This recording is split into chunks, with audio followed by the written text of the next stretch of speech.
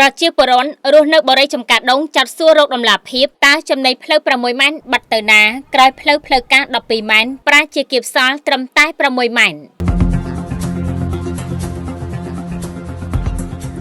ភ្នំពេញកង្វល់រឿងបាត់បង់ចំណីផ្លូវសាធារណៈបាននឹងកំពុងក្លាយជាប្រធានបទក្តៅគគុំរហូតធ្វើឲ្យប្រជាពលរដ្ឋរស់នៅក្នុងបរិយាចំការដងស្ថិតនៅក្នុងភូមិសម្បូរសង្កាត់ដង្កោខណ្ឌដង្កោរាជធានីភ្នំពេញសម្រាប់ចាត់អំពាវនាវដោយទទូចនិងស្នើសុំកិច្ចអន្តរាគមន៍ផ្ទាល់ពីលោកស្រីកឹមញឹមអភិបាលនៃគណៈអភិបាលខណ្ឌដង្កោព្រមទាំងស្ថាប័នជំនាញពាក់ព័ន្ធចុះត្រួតពិនិត្យការដ្ឋានសាងសង់បរិយាមួយកន្លែងនៅក្នុងមូលដ្ឋានជាបន្ទាន់ក្រោយសង្ស័យថាកំពុងសាងសង់រំលោភបំពានលើដីចំណីផ្លូវសាធារណៈផ្អែកតាមការលើកឡើងរបស់ប្រជាពលរដ្ឋបានឲ្យដឹងថាកន្លងមកខាងអាជ្ញាធរខណ្ឌដង្កោធ្លាប់បានសន្យាថានឹងនាំយកឯកសារពាក់ព័ន្ធលិខិតអនុញ្ញាតសាងសង់និងប្លង់បទដ្ឋានបច្ចេកទេសមកបង្ហាញជូនប្រជាពលរដ្ឋដើម្បីបញ្ជាក់ពីភាពស្អាតស្អំនិងភាពស្របច្បាប់នៃការសាងសង់នេះទោះជាយ៉ាងណារហូតមកដល់ពេលនេះការសន្យានៅតែជាសន្យាខ្យល់ដោយប្រជាពលរដ្ឋមិនទាន់បានឃើញដំណាភាពឬឯកសារផ្លូវការណាមួយត្រដាងបង្ហាញជាសាធារណៈនៅឡើយទេ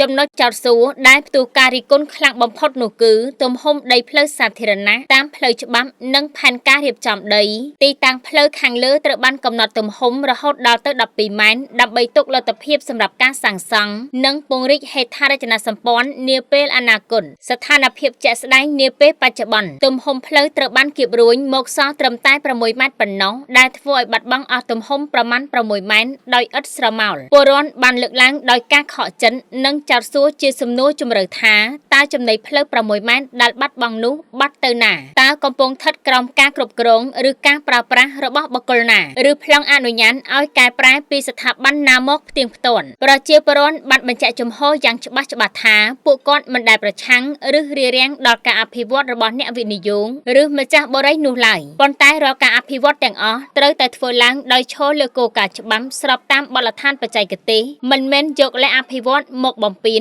ឬកាត់ឆ្កៀលយកទ្រព្យសម្បត្តិសាធារណៈរបស់រដ្ឋធ្វើជាប្រយោជន៍បុគ្គលបែបនេះទេទន្ទឹមនឹងនេះប្រជាពលរដ្ឋក៏បានស្នើដោយស្មោះស្ម័គ្រទៅកាន់ឯកឧត្តមខួងស្រេងអភិបាលនៃគណៈអភិបាលរាជធានីភ្នំពេញដែលជានិច្ចកាលឯកឧត្តមតែងតែជំរុញនិងក្រើនរំលឹកយ៉ាងម៉ឺងម៉ាត់ដល់មន្ត្រីថ្នាក់ក្រោមជានឲ្យយកចិត្តទុកដាក់លើការផ្តល់សេវាសាធារណៈនិងដំណាភាពសេវាសុរិយោដីសូមមេត្តាជួយណែនាំនិងបញ្ជាឲ្យស្ថាប័នជំនាញរួមមានក្រសួងរៀបចំដែនដីនគរពាណិជ្ជកម្មនិងសំណង់រដ្ឋបាលខណ្ឌដង្កោនិងជំនាញជុំវិញរាជធានីចុះពិនិត្យទីតាំងជាក់ស្ដែងផ្ទៀងផ្ទាត់ប្លង់សាងសង់និងលិខិតអនុញ្ញាតឲ្យបានច្បាស់លាស់ឡើងវិញប្រជាពលរដ្ឋរងចាំមើលចំណាត់ការនិងការបកស្រាយជាសាធារណៈពីអាជ្ញាធរដោយក្តីសង្ឃឹមថាច្បាប់គឺត្រូវតែអនុវត្តឲ្យស្មើភាពគ្នាដើម្បីធានាថាទ្រព្យសម្បត្តិរដ្ឋនិងចំណីផ្លូវសាធារណៈត្រូវបានការពារឯការអភិវឌ្ឍទីក្រុងត្រូវតែដើរទន្ទឹមគ្នានឹងដំណាភាពនិងយុត្តិធម៌សង្គមអង្គភាពសារព័ត៌មានប្រមាញ់ជេដានធីវី